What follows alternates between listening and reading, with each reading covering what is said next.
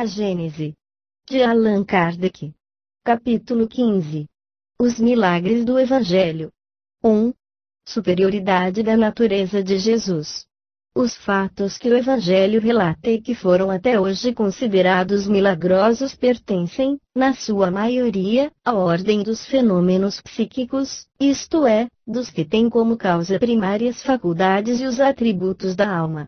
Confrontando-os com os que ficaram descritos e explicados no capítulo precedente, reconhecer-se-á sem dificuldade que há entre eles identidade de causa e de efeito. A história registra outros análogos, em todos os tempos e no seio de todos os povos, pela razão de que, desde que há almas encarnadas e desencarnadas, os mesmos efeitos forçosamente se produziram. Pode-se, é certo, contestar, no que concerne a este ponto, a veracidade da história, mas, hoje, eles se produzem às nossas vistas e, por assim dizer, à vontade e por indivíduos que nada têm de excepcionais. O só fato da reprodução de um fenômeno, em condições idênticas, basta para provar que ele é possível e se acha submetido a uma lei, não sendo, portanto, miraculoso. O princípio dos fenômenos psíquicos repousa, como já vimos, nas propriedades do fluido perispiritual, que constitui o agente magnético, nas manifestações da vida espiritual durante a vida corpórea e depois da morte, e, finalmente, no estado constitutivo dos espíritos e no papel que eles desempenham como força ativa da natureza. Conhecidos estes elementos e comprovados os seus efeitos, tem-se, como consequência, de admitir a possibilidade de certos fatos que eram rejeitados enquanto se lhes atribuía uma origem sobrenatural. 2.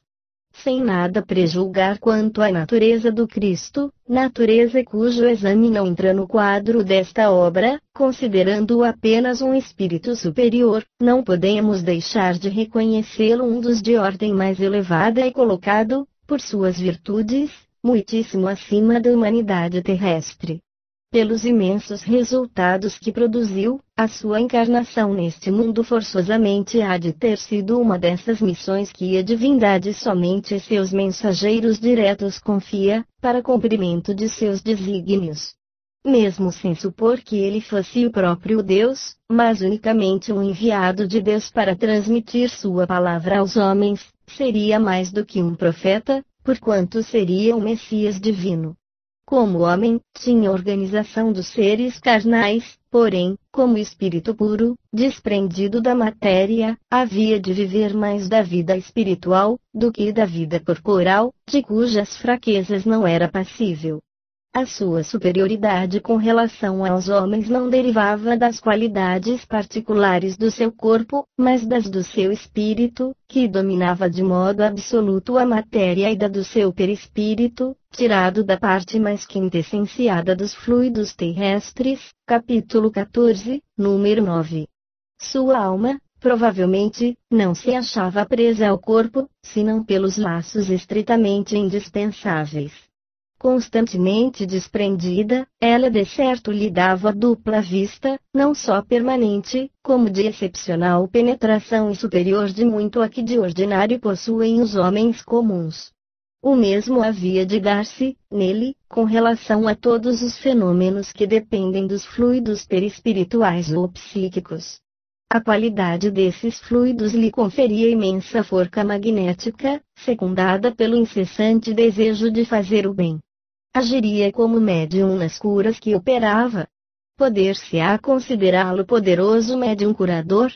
Não, porquanto o médium é um intermediário, um instrumento de que se servem os espíritos desencarnados e o Cristo não precisava de assistência, pois que era ele quem assistia os outros.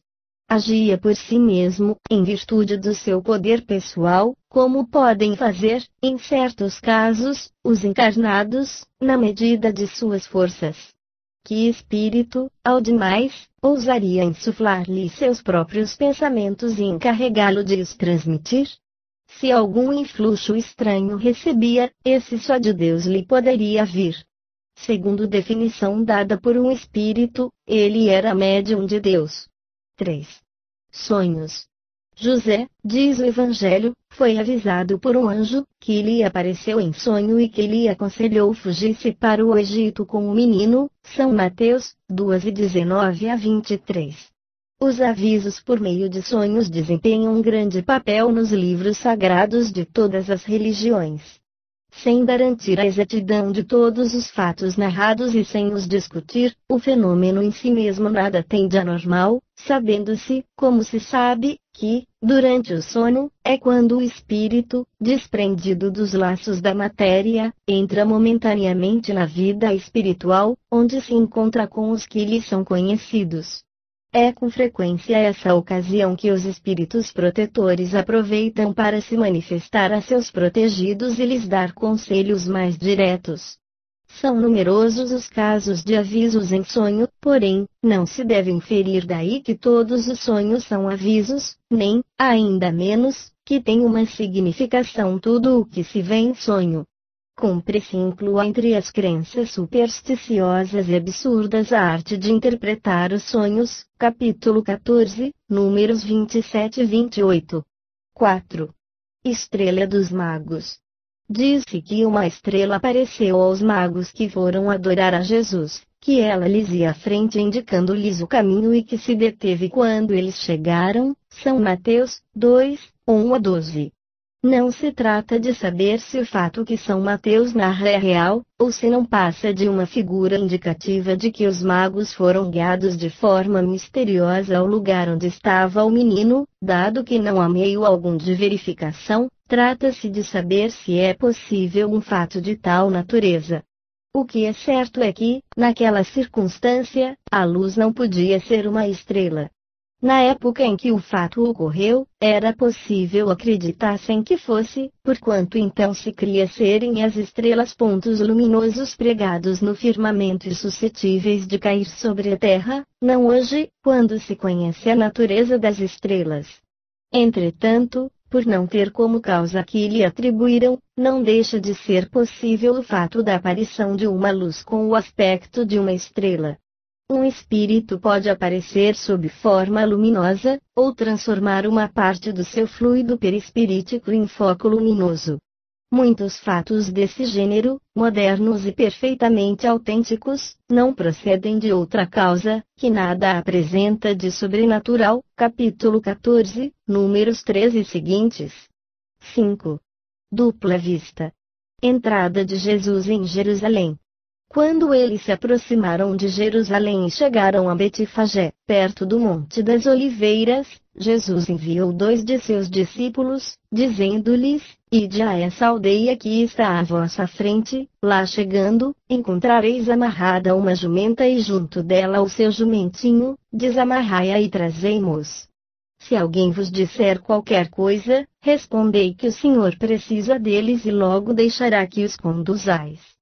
Ora, tudo isso se deu, a fim de que se cumprisse esta palavra do profeta: Dizei à filha de Sião: Eis o teu rei, que vem a ti, cheio de doçura, montado numa jumenta e com o jumentinho da que está sob o jugo. Zacarias 9:9-10. Os discípulos então foram e fizeram o que Jesus lhes ordenara. E, tendo trazido a jumenta e o jumentinho, a cobriram com suas vestes e o fizeram montar. São Mateus 21:1-7. 6. Beijo de Judas. Levantai-vos, vamos, que já está perto daqui aquele que me há de trair. Ainda não acabara de dizer essas palavras e eis que Judas, um dos 12, chegou e com ele uma tropa de gente armada de espadas e paus, enviada pelos príncipes dos sacerdotes e pelos anciãos do povo. Ora, o que o traía lhes havia dado um sinal para o reconhecerem, dizendo-lhes: Aquele a quem eu beijar é esse mesmo que procurais, apoderai-vos dele. Logo, pois, se aproximou de Jesus e lhe disse: Mestre, eu te saúdo, e o beijou. Jesus lhe respondeu: Meu amigo, que vieste fazer aqui?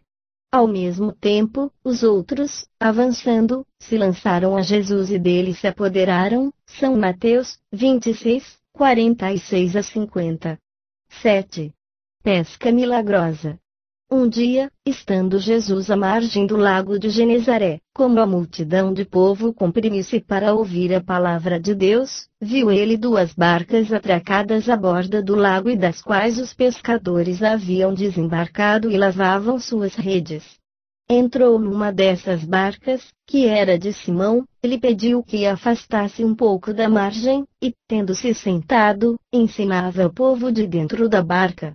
Quando acabou de falar, disse a Simão: avança para o mar e lança as tuas redes de pescar. Respondeu-lhe Simão: Mestre, trabalhamos a noite toda e nada apanhamos, contudo, pois que mandas, lançarei a rede. Tendo-a lançado, apanharam tão grande quantidade de peixes, que a rede se rompeu. Acenaram para os companheiros que estavam na outra barca, a fim de que viessem ajudá-los. Eles vieram e encheram de tal modo as barcas, que por pouco estas não se submergiram. São Lucas 5, 1-7. 8. Vocação de Pedro, André, Tiago, João e Mateus. Caminhando ao longo do mar da Galileia, viu Jesus dois irmãos, Simão, chamado Pedro, André, seu irmão, que lançavam suas redes ao mar, pois que eram pescadores, e lhes disse: Segui-me e eu farei de vós pescadores de homens. Logo eles deixaram suas redes e o seguiram. Daí, continuando, viu ele dois outros irmãos, Tiago, filho de Zebedeu, e João, seu irmão, que estavam numa barca com Zebedeu, pai de ambos, os quais estavam a consertar suas redes, e os chamou. Eles imediatamente deixaram as redes e o pai o seguiram. São Mateus 4:18-22. Saindo dali, Jesus, ao passar, viu um homem sentado à banca dos impostos, chamado Mateus, ao qual disse: Segue-me, e o homem logo se levantou e o seguiu. São Mateus 4:9. Nada apresentam de surpreendentes estes fatos, desde que se conheça o poder da dupla vista e a causa, muito natural, dessa faculdade. Jesus a possuía em grau elevado e pode dizer-se que ela constituía o seu estado normal, conforme o atesta grande número de atos da sua vida, os quais, hoje, têm a explicá-los os fenômenos magnéticos e o espiritismo. A pesca qualificada de miraculosa igualmente se explica pela dupla vista. Jesus não produziu espontaneamente peixes onde não os havia, ele viu, com a vista da alma, como teria podido fazê-lo um lúcido vígio, o lugar onde se achavam os peixes e disse com segurança aos pescadores que lançassem aí suas redes. A acuidade do pensamento e, por conseguinte, certas previsões decorrem da vista espiritual. Quando Jesus chama-se Pedro, André, Tiago, João e Mateus, é que lhes conhecia as disposições íntimas e sabia que eles o acompanhariam e que eram capazes de desempenhar a missão que tencionava confiar-lhes. E mister se fazia que eles próprios tivessem intuição da missão que iriam desempenhar para, sem hesitação, atenderem ao chamamento de Jesus. O mesmo se deu quando, por ocasião da ceia, ele anunciou que um dos 12 o trairia e o apontou, dizendo ser aquele que punha a mão no prato, e deu-se também, quando predisse que Pedro negaria. Em muitos passos do Evangelho se lê: mas Jesus, conhecendo-lhes os pensamentos, lhes diz. Ora, como poderia ele conhecer os pensamentos dos seus interlocutores, senão pelas irradiações fluídicas desses pensamentos e, ao mesmo tempo, pela vista espiritual que lhe permitia ler-lhes no foro íntimo? Muitas vezes, supondo que um pensamento se acha sepultado nos refolhos da alma, o homem não suspeita que traz em si um espelho onde se reflete aquele pensamento, um revelador na sua própria irradiação fluídica, impregnada dele. Se víssemos o mecanismo do mundo invisível que nos cerca, as ramificações dos fios condutores do pensamento, a ligarem todos os seres inteligentes, corporais e incorpóreos, os eflúvios fluídicos carregados das marcas do mundo moral, os quais, como correntes aéreas, atravessam o espaço, muito menos surpreendidos ficaríamos diante de certos efeitos que a ignorância atribui ao acaso. Capítulo 14. Números 15, 22 e seguintes. 10. curas perda de sangue. Então, uma mulher, que havia 12 anos sofria de uma hemorragia, que sofrera muito nas mãos dos médicos e que, tendo gasto todos os seus haveres, nenhum alívio conseguira, como ouvisse falar de Jesus, veio com a multidão atrás dele e lhe tocou as vestes, porquanto, dizia, se eu conseguir ao menos lhe tocar nas vestes, ficarei curada. No mesmo instante o fluxo sanguíneo lhe cessou e ela sentiu em seu corpo que estava curada daquela enfermidade. Logo, Jesus, conhecendo em si mesmo a virtude que dele saíra, se voltou no meio da multidão e disse: Quem me tocou as vestes? Seus discípulos lhe disseram: Vês que a multidão te aperta de todos os lados e perguntas quem te tocou? Ele olhava em torno de si à procura daquela que o tocara. A mulher, que sabia o que se passara em si, tomada de medo e pavor, veio lançar-se-lhe aos pés e lhe declarou toda a verdade. Disse-lhe Jesus: Minha filha, tua fé te salvou, vai em paz e fica curada da tua enfermidade. São Marcos 5:25-34. 11. Estas palavras, conhecendo em si mesmo a virtude que dele saíra, são significativas. Exprimem o movimento fluídico que se operara de Jesus para a doente, ambos experimentaram a ação que acabara de produzir-se. É de notar-se que o efeito não foi provocado por nenhum ato da vontade de Jesus, não houve magnetização, nem imposição das mãos. Bastou a irradiação fluídica normal para realizar a cura. Mas, por que essa irradiação se dirigiu para aquela mulher e não para outras pessoas, uma vez que Jesus não pensava nela e tinha cercá-lo a multidão? É bem simples a razão. Considerado como matéria terapêutica, o fluido tem que atingir a matéria orgânica, a fim de repará-la, pode então ser dirigido sobre o mal pela vontade do curador, ou atraído pelo desejo ardente, pela confiança, numa palavra, pela fé do doente. Com relação à corrente fluídica, o primeiro age como uma bomba calcante e o segundo como uma bomba aspirante. Algumas vezes, é necessária a simultaneidade das duas ações, doutras, basta uma só.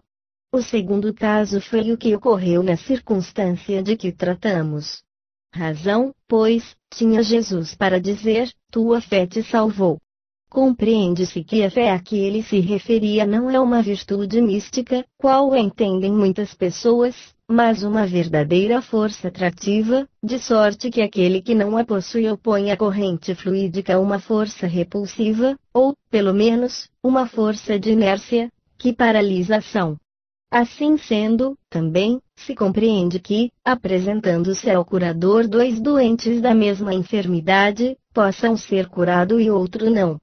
É este um dos mais importantes princípios da mediunidade curadora e que explica certas anomalias aparentes, apontando-lhes uma causa muito natural. Capítulo 14, números 31, 32 e 33.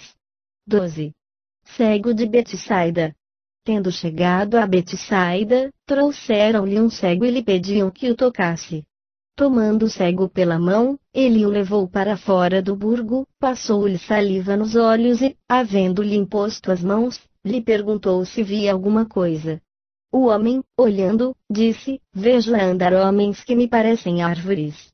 Jesus lhe colocou de novo as mãos sobre os olhos e ele começou a ver melhor. Afinal, ficou tão perfeitamente curado, que via distintamente todas as coisas. Ele o mandou para casa, dizendo-lhe: Vai para a tua casa, se entrares no burgo, a ninguém digas o que se deu contigo. São Marcos 8:22-26. 13. Aqui, é evidente o efeito magnético, a cura não foi instantânea, porém gradual e consequente a uma ação prolongada e reiterada, se bem que mais rápida do que na magnetização ordinária. A primeira sensação que o homem teve foi exatamente a que experimentam os cegos ao recobrarem a vista. Por um efeito de óptica, os objetos lhes parecem de tamanho exagerado. 14. Paralítico. Tendo subido para uma barca, Jesus atravessou o lago e veio à sua cidade, Cafarnaum. como lhe apresentassem um paralítico deitado em seu leito. Jesus, notando-lhe a fé, disse ao paralítico: Meu filho, tem confiança, perdoados te são os teus pecados. Logo alguns escribas disseram entre si: Este homem blasfema. Jesus, tendo percebido o que eles pensavam, perguntou-lhes: Por que alimentais maus pensamentos em vossos corações? Pois, que é mais fácil dizer: Teus pecados te são perdoados, ou dizer: Levanta-te e anda? Ora, para que saibais que o Filho do Homem tem na terra poder de remitir os pecados, levanta-te, disse então ao paralítico, toma o teu leito e vai para a tua casa. O paralítico se levantou imediatamente e foi para sua casa. Vendo aquele milagre, o povo se encheu de temor e rendeu graças a Deus, por haver concedido tal poder aos homens. São Mateus 9, 1-8. 15. Que significariam aquelas palavras: teus pecados te são remitidos, em que podiam elas influir para a cura? O Espiritismo lhes dá a explicação, como é uma infinidade de outras palavras incompreendidas até hoje. Por meio da pluralidade das existências, ele ensina que os males e aflições da vida são muitas vezes expiações do passado, bem como que sofremos na vida presente e as consequências das faltas que cometemos em existência anterior, assim, até que tenhamos pago a dívida de nossas imperfeições, pois que as existências são solidárias umas com as outras. Se, portanto, a enfermidade daquele homem era uma expiação do mal que ele praticara, o dizer-lhe Jesus, teus pecados te são remitidos, equivalia dizer-lhe, pagaste a tua dívida, a fé que agora possuis elidiu a causa da tua enfermidade, conseguintemente, mereces ficar livre dela. Daí o haver dito aos escribas: tão fácil é dizer, teus pecados te são perdoados, como, levanta-te e anda. Cessada a causa, o efeito tem que cessar.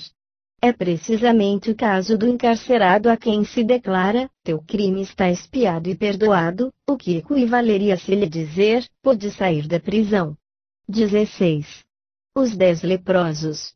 Um dia, indo ele para Jerusalém, passava pelos confins da Samaria e da Galiléia e, estando prestes a entrar numa aldeia, 10 leprosos vieram ao seu encontro e, conservando-se afastados, clamaram em altas vozes: Jesus, Senhor nosso, tem piedade de nós. Dando com eles, disse-lhes Jesus: Ide mostrar-vos aos sacerdotes. Quando iam a caminho, ficaram curados. Um deles, vendo-se curado, voltou sobre seus passos, glorificando a Deus em altas vozes, e foi lançar-se aos pés de Jesus, com o rosto em terra, a lhe render graças. Esse era samaritano. Disse então Jesus: Não foram curados todos 10? Onde estão os outros 9? Nenhum deles houve que voltasse e glorificasse a Deus, a não ser este estrangeiro. E disse a esse: Levanta-te, vai, tua fé te salvou. São Lucas 17:11-19. 17. Os samaritanos eram cismáticos, mais ou menos como os protestantes com relação aos católicos, e os judeus os tinham em desprezo, como heréticos. Porando indistintamente os judeus e os samaritanos, dava Jesus, ao mesmo tempo, uma lição e um exemplo de tolerância, e fazendo ressaltar que só o samaritano voltara a glorificar a Deus, mostrava que havia nele maior soma de verdadeira fé e de reconhecimento, do que nos que se diziam ortodoxos. Acrescentando, tua fé te salvou, fez ver que Deus considera o que há no âmago do coração e não a forma exterior da adoração. Entretanto, também os outros tinham sido curados. Fora mister que tal se verificasse, para que ele pudesse dar a lição que tinha em vista e tornar-lhes evidente a ingratidão. Quem sabe, porém, o que daí lhes haja resultado, quem sabe se eles terão se beneficiado da graça que lhes foi concedida? Dizendo ao samaritano, tua fé te salvou, dá Jesus a entender que o mesmo não aconteceu aos outros. 18. Mão seca. Doutra vez entrou Jesus no templo e aí encontrou um homem que tinha seca uma das mãos. e eles o observavam para ver se ele o curaria em dia de sábado, para terem um motivo de o acusar. Então, disse ele ao homem que tinha a mão seca: levanta-te e coloca-te ali no meio. Depois, disse-lhes: é permitido em dia de sábado fazer o bem ou o mal, salvar a vida ou tirá-la. Eles permaneceram em silêncio. Ele, porém, encarando-os com indignação, tanto afligia a dureza de seus corações, disse ao homem: estende a tua mão. Ele a estendeu e ela se tornou sã. Logo os fariseus saíram e se reuniram contra ele em conciliábulo com os herodianos, sobre o meio de o perderem. Mas, Jesus se retirou com seus discípulos para o mar, acompanhando grande multidão de povo da Galiléia e da Judéia, de Jerusalém, da Idumeia e de Além-Jordão, e os das cercanias de Tiro e de Sidom, tendo ouvido falar das coisas que ele fazia, vieram em grande número ao seu encontro. São Marcos 3, 1-8. 19. A mulher curvada. Todos os dias de sábado Jesus ensinava numa sinagoga.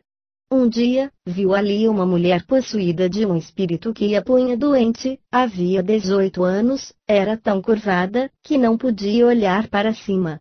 Vendo-a, Jesus a chamou e lhe disse: mulher, estás livre da tua enfermidade. Impôs-lhe ao mesmo tempo as mãos e ela, endireitando-se, rendeu graças a Deus. Mas, o chefe da sinagoga, indignado por haver Jesus feito uma cura em dia de sábado, disse ao povo: há 6 dias destinados ao trabalho, vinde nesses dias para serdes curados e não nos dias de sábado. O Senhor, tomando a palavra, disse-lhe: hipócrita, qual de vós não solta da carga o seu boi ou seu jumento em dia de sábado e não o leva a beber?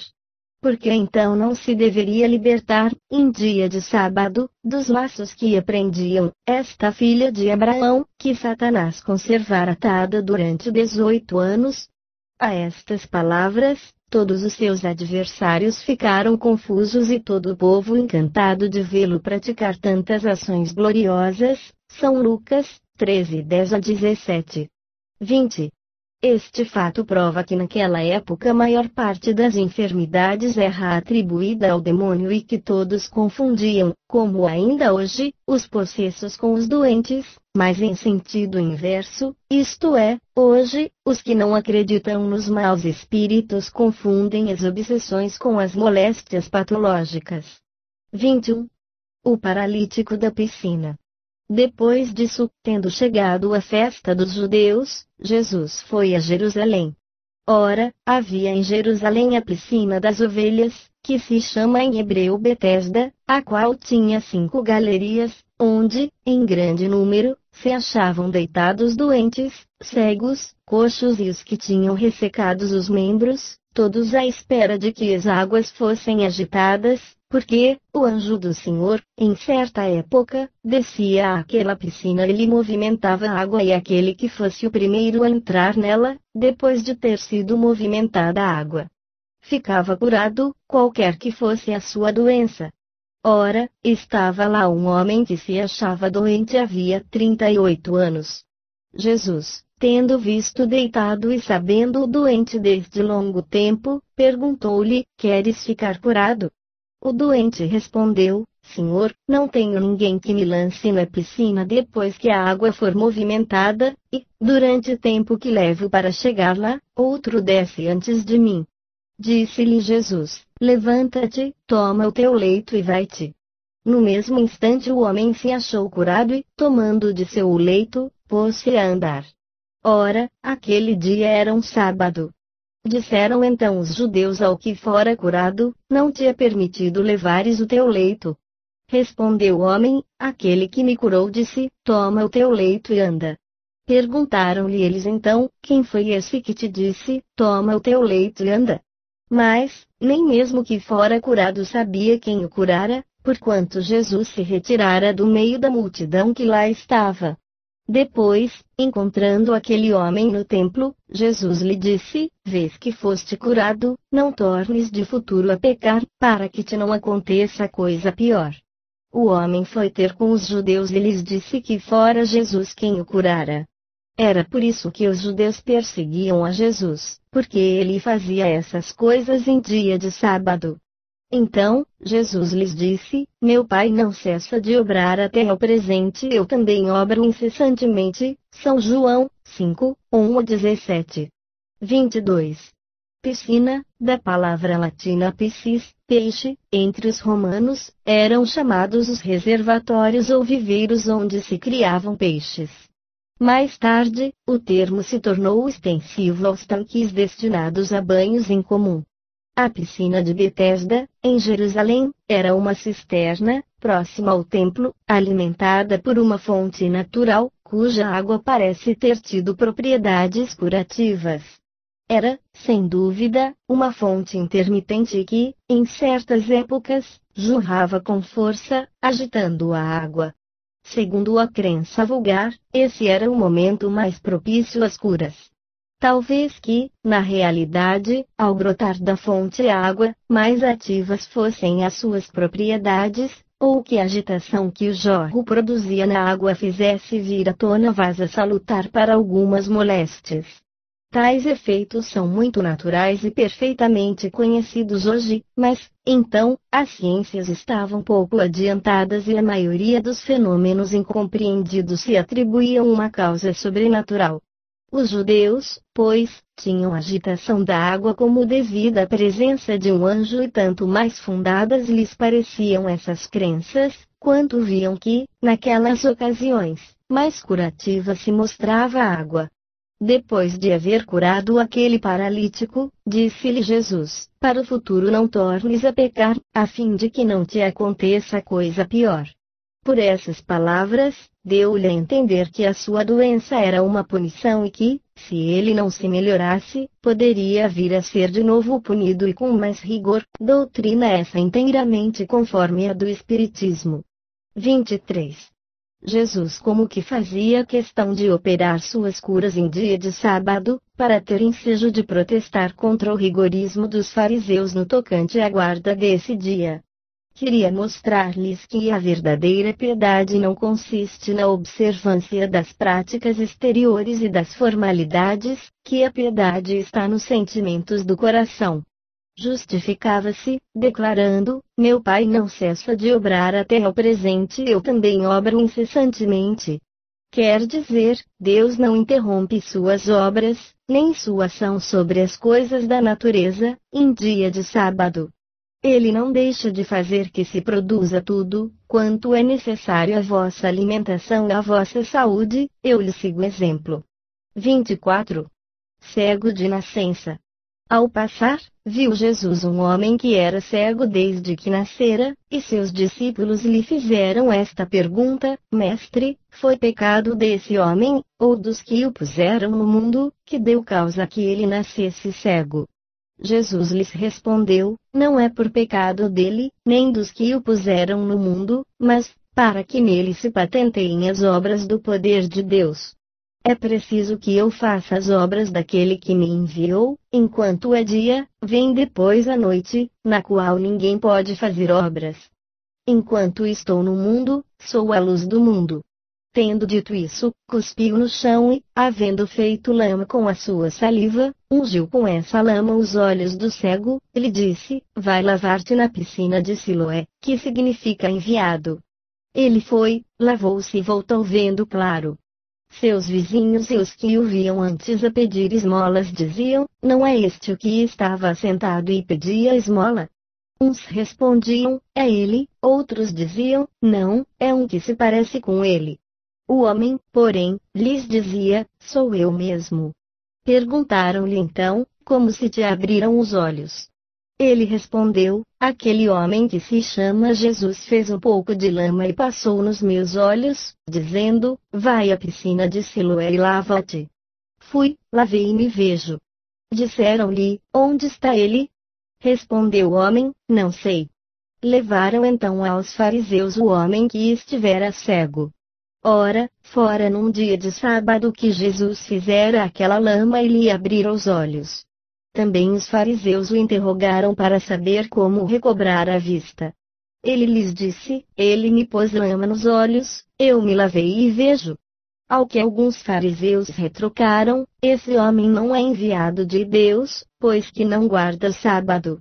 Outros, porém, diziam: como poderia um homem mau fazer prodígios tais? Havia, a propósito, dissensão entre eles.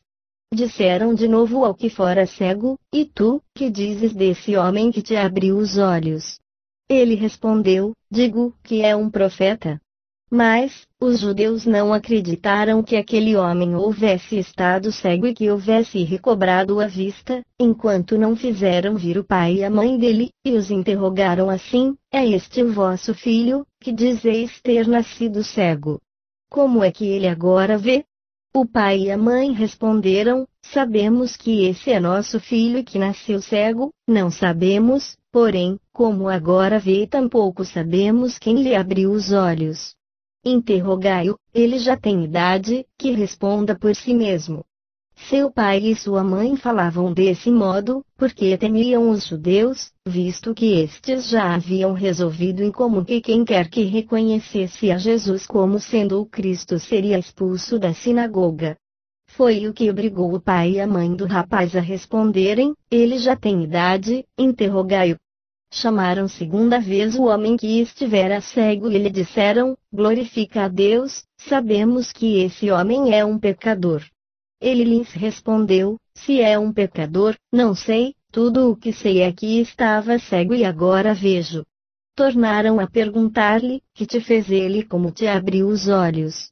Respondeu o homem: já vô-lo disse, bem o ouvistes, porque quereis ouvi-lo segunda vez? Será que queirais tornar-vos seus discípulos? Ao que eles o carregaram de injúrias e lhe disseram: se tu seu discípulo, quanto a nós, somos discípulos de Moisés. Sabemos que Deus falou a Moisés, ao passo que este não sabemos de onde saiu. O homem lhes respondeu: é de espantar que não saibais de onde ele é que ele me tem aberto os olhos. Ora, sabemos que Deus não exalça os pecadores, mas aquele que o honra e faça a sua vontade, a esse Deus exalça. Desde que o mundo existe, jamais se ouviu dizer que alguém tenha aberto os olhos a um cego de nascença. Se esse homem não fosse um enviado de Deus, nada poderia fazer de tudo o que tem feito. Disseram-lhe os fariseus: tu és todo pecado, desde o ventre de tua mãe, e queres ensinar-nos a nós. E o expulsaram. São João 9, 1-34. 25. Esta narrativa, tão simples e singela, traz em si evidente cunho da veracidade. Nada aí há de fantasista, nem de maravilhoso. É uma cena da vida real apanhada em flagrante. A linguagem do cego é exatamente a desses homens simples, nos quais o bom senso supre a falta de saber e que retrucam com bonomia aos argumentos de seus adversários, expendendo razões a que não faltam justeza, nem oportunidade. O tom dos fariseus, por outro lado, é o dos orgulhosos que nada admitem acima de suas inteligências e que se enchem de indignação à só ideia de que um homem do povo lhes possa fazer observações. Afora a cor local dos nomes, dir-se-ia ser do nosso tempo o fato. Ser expulso da sinagoga equivalia a ser posto fora da igreja. Era uma espécie de excomunhão. Os espíritas, cuja doutrina é a do Cristo de acordo com o progresso das luzes atuais, são tratados como os judeus que reconheciam em Jesus o Messias. Excomungando-os, a igreja os põe fora de seu seio, como fizeram os escribas e os fariseus com os seguidores do Cristo. Assim, aí está um homem que é expulso porque não pode admitir seja um possesso do demônio aquele que o curará e porque rende graças a Deus pela sua cura. Não é o que fazem com os espíritas? Obter dos espíritos salutares conselhos, a reconciliação com Deus e com o bem, curas, tudo isso é obra do diabo e sobre os que isso conseguem lança-se anátema. Não se tem visto padres declararem, do alto do púlpito, que é melhor uma pessoa conservar-se incrédula do que recobrar a fé por meio do espiritismo? Não há os que dizem a doentes que estes não deviam ter procurado curar-se com os espíritas que possuem esse dom, porque esse dom é satânico? Não há os que pregam que os necessitados não devem aceitar o pão que os espíritas distribuem, por ser do diabo esse pão? Que outra coisa diziam ou faziam os padres judeus e os fariseus? Aliás, fomos avisados de que tudo hoje tem que se passar como ao tempo do Cristo.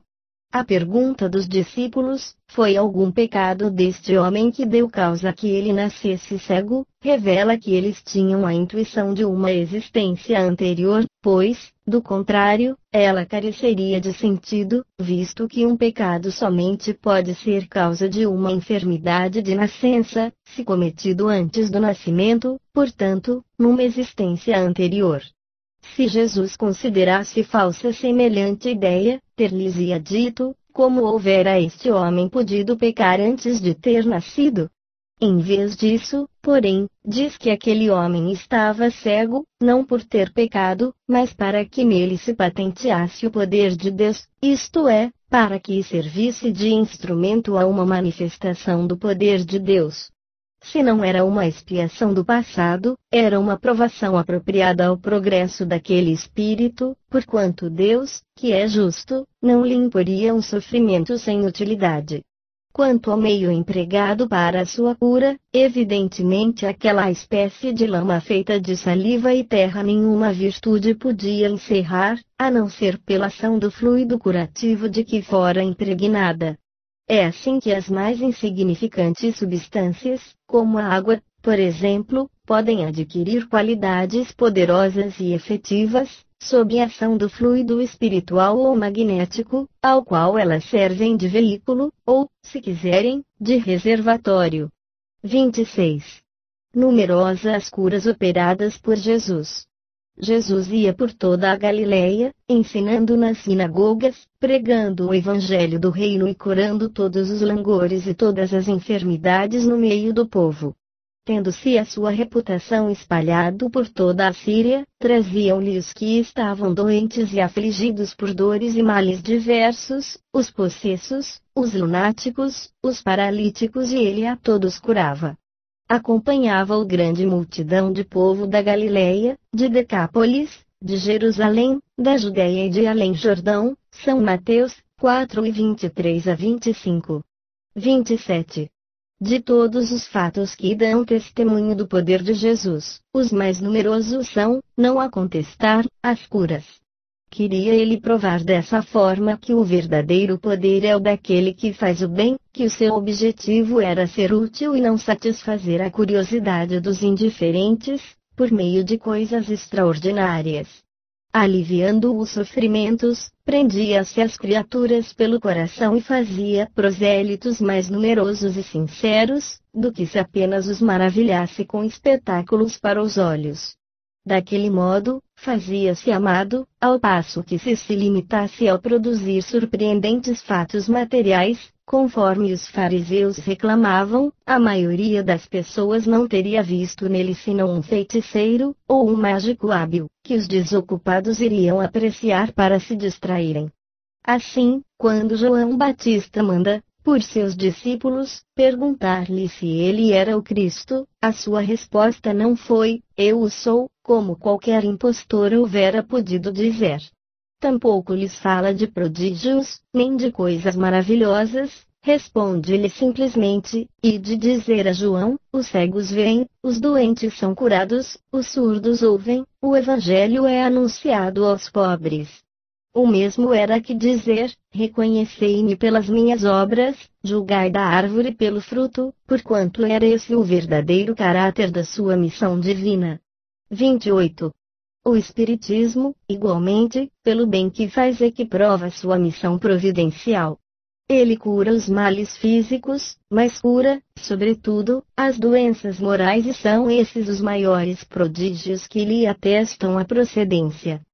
Seus mais sinceros adeptos não são os que se sentem tocados pela observação de fenômenos extraordinários, mas os que dele recebem a consolação para suas almas, os a quem liberta das torturas da dúvida, aqueles a quem levantou o ânimo na aflição, que auriram forças na certeza, que lhes trouxe, acerca do futuro, no conhecimento do seu ser espiritual e de seus destinos.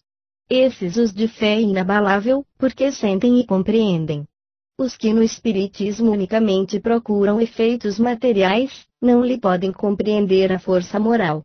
Daí vem que os incrédulos, que apenas o conhecem através de fenômenos cuja causa primária não admitem, consideram os espíritas meros prestidigitadores e charlatães.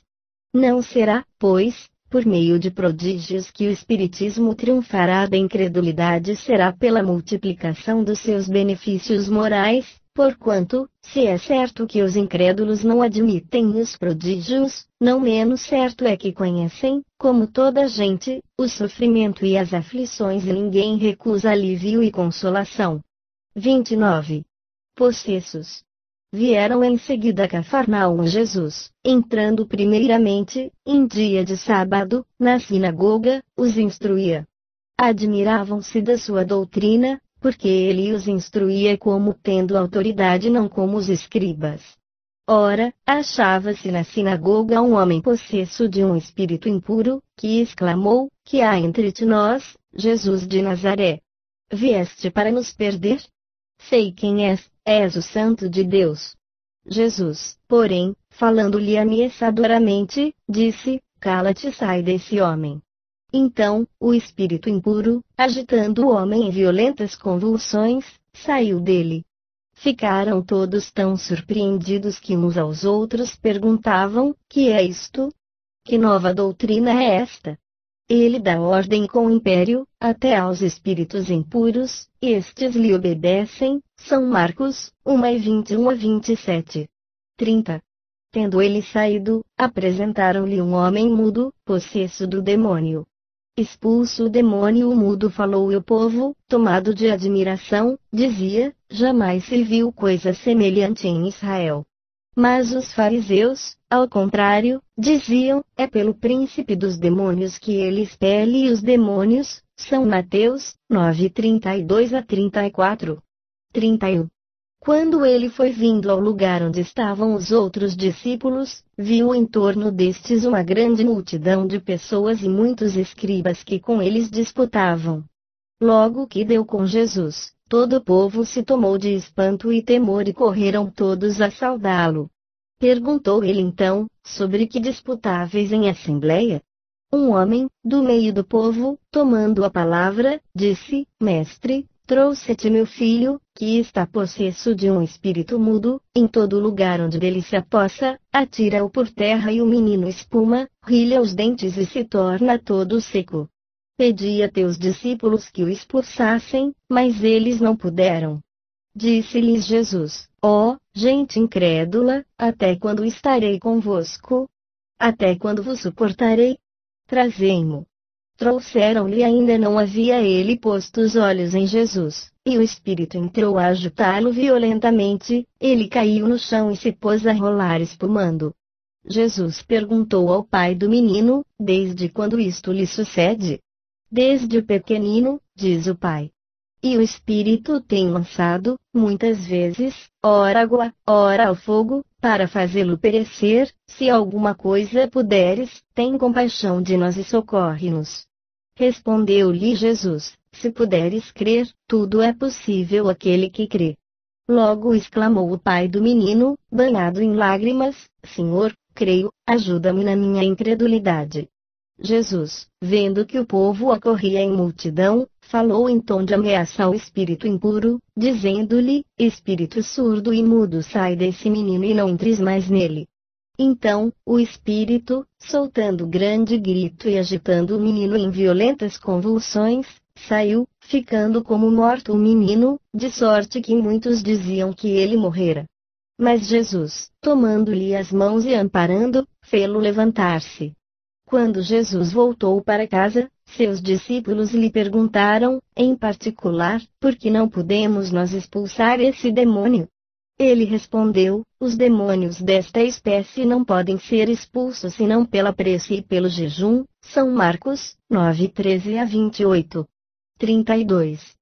Apresentaram-lhe então um possesso cego e mudo e ele o curou, de modo que o possesso começou a falar e a ver. Todo o povo ficou presa de admiração e dizia: não é esse o filho de David? Mas os fariseus, isso ouvindo, diziam: este homem expulsa os demônios com o auxílio de Beelzebu, príncipe dos demônios. Jesus, conhecendo-lhes os pensamentos, disse-lhes: todo reino que se dividir contra si mesmo será arruinado, e toda cidade ou casa que se divide contra si mesma não pode subsistir. Se Satanás expulsa Satanás, ele está dividido contra si mesmo, como, pois, o seu reino poderá subsistir? E, se é por Beelzebu, que eu expulso os demônios, por quem os expulsarão vossos filhos? Por isso, eles próprios serão os vossos juízes. Se eu expulso os demônios pelo Espírito de Deus, é que o reino de Deus veio até vós. São Mateus 12:22-28. 33. Com as curas, as libertações de possessos figuram entre os mais numerosos atos de Jesus. Alguns há, entre os fatos dessa natureza, como os acima narrados, no número 30, em que a possessão não é evidente. Provavelmente, naquela época, como ainda hoje acontece, atribuía-se à influência dos demônios todas as enfermidades cuja causa se não conhecia, principalmente a mudez, a epilepsia e a catalepsia. Outros há, todavia, em que nada tem de duvidosa ação dos maus espíritos, casos esses que guardam com os de que somos testemunhas tão frisante analogia, que nele se reconhecem todos os sintomas de tal gênero de afecção. A prova da participação de uma inteligência oculta, em tal caso, ressalta de um fato material, são as múltiplas curas radicais obtidas, em alguns centros espíritas, pela só evocação e doutrinação dos espíritos obsessores, sem magnetização, nem medicamentos e, muitas vezes, na ausência do paciente e a grande distância deste. A imensa superioridade do Cristo lhe dava tal autoridade sobre os espíritos imperfeitos, chamados então demônios, que lhe bastava ordenar se retirassem para que não pudessem resistir a essa injunção. Capítulo 14, número 46. 34. O fato de serem alguns maus espíritos mandados meter-se em corpos de porcos é o que pode haver de menos provável.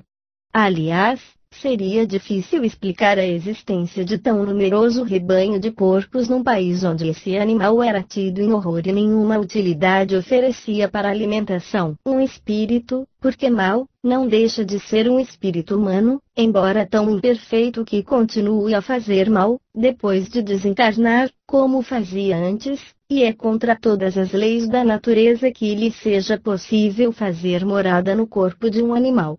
No fato, pois, a que nos referimos, temos que reconhecer a existência de uma dessas ampliações tão comuns nos tempos de ignorância e de superstição, ou, então, será uma alegoria destinada a caracterizar os pendores imundos de certos espíritos.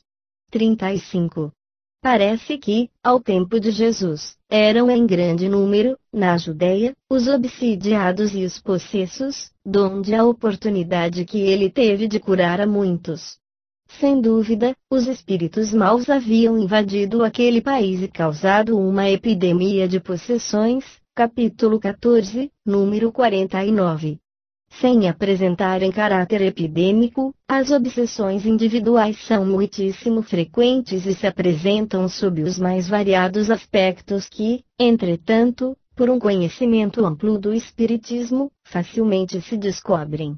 Podem, não raro, trazer consequências danosas à saúde, seja agravando afecções orgânicas já existentes, seja ocasionando-as.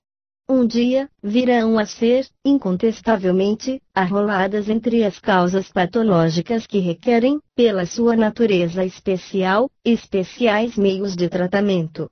Revelando a causa do mal, o Espiritismo rasga nova senda a arte de curar e fornece à ciência meio de alcançar êxito onde até hoje quase sempre vê malogrados seus esforços. Pela razão de não atender à primordial causa do mal, o Livro dos Médiuns, segunda parte, capítulo 23. 36. Os fariseus diziam que por influência dos demônios é que Jesus expulsava os demônios. Segundo eles, o bem que Jesus fazia era obra de Satanás. Não refletiam que, Se Satanás expulsasse a si mesmo, praticaria arrematada a insensatez. É de notar-se que os fariseus daquele tempo já pretendessem que toda faculdade transcendente, por esse motivo, reputada sobrenatural, era obra do demônio, pois que, na opinião deles, era do demônio que Jesus recebia o poder de que dispunha.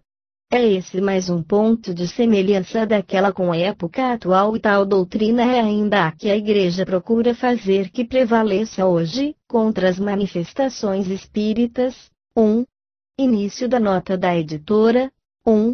Nem todos os teólogos, porém, adotam opiniões tão absolutas sobre a doutrina demoníaca.